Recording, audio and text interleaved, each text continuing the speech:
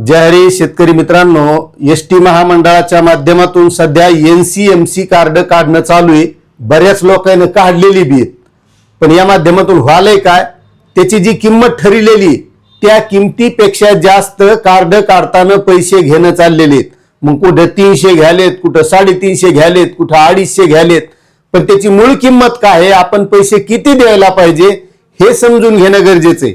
आता ज्यांनी या अगोदर काढले त्याच्यासाठी सुद्धा महत्वाचं आहे। आता तुम्हाला वाटणार आपण दिले, मग आता काय करायचं ते बी तुम्हाला सांगणार आहे। आणि ज्याला नवीन काढायचंय त्याच्यासाठी महत्वाचं आहे, त्याला बी समजून घेणं गरजेचं आहे।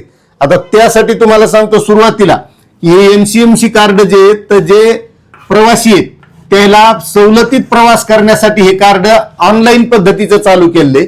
ह्या कार्ड मध्येच आपले पैसे सुद्धा राहणार आहेत, म्हणजे याला आपल्याला मोबाईलवरून रिचार्ज करता येणार आहे किंवा बस स्टँडवरून सुद्धा रिचार्ज करता येणार आहे। इतकं सोपं आहे, म्हणजे आपल्याला प्रवास करताना चिल्लर फिल्लर काढायची गरज नाही।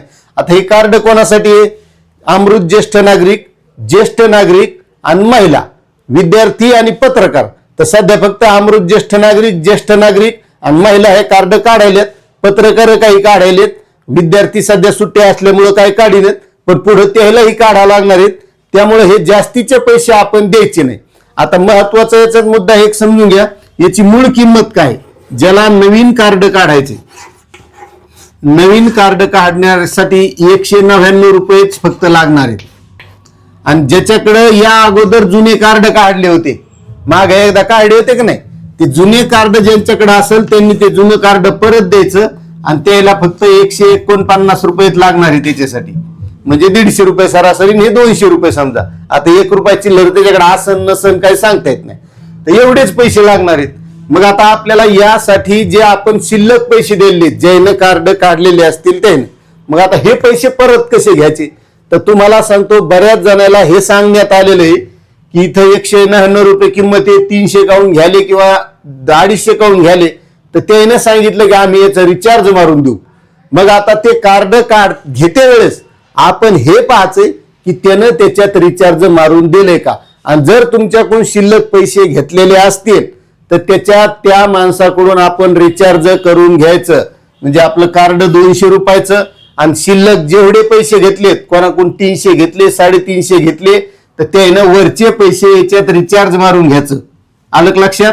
रिचार्ज म्हणजे ते पैसे याच्यात टाकून घ्यायचे आपल्याला, म्हणजे आपल्याला ते प्रवासाला कामी येतील। आणि ज्याचे जुने कार्ड आहेत त्याच्या 150 रुपये द्यायचे, त्याच्याकडून जेवढे शिल्लक घेतले असेल तेवढं रिचार्ज त्याच्याकडून तुम्हाला मारून घेणं गरजेचं आहे।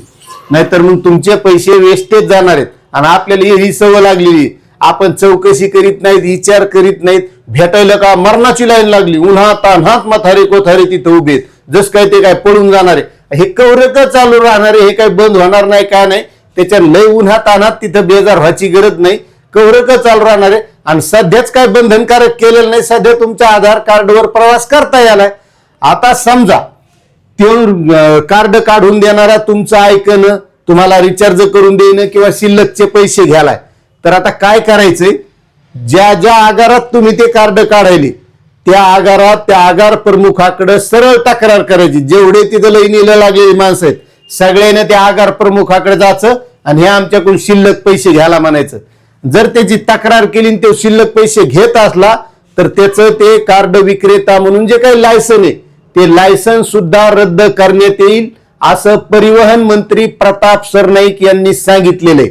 त्याच्यामुळे ह्या गोष्टी लक्षात घ्यायच्या, उगाच शिल्लक पैसे द्यायचे नाही। त्याची मूळ किंमत 199 नवीनसाठी आणि जुन्यासाठी 149 रुपये। आता मला एक सांगा, आतापर्यंत तुम्ही कार्ड काढलंय का आणि यासाठी किती पैसे दिलेले आहेत हे कमेंट करून मला सांगा। आणि ही माहिती तुम्हाला कशी वाटली हे सुद्धा नक्कीच कमेंट करा।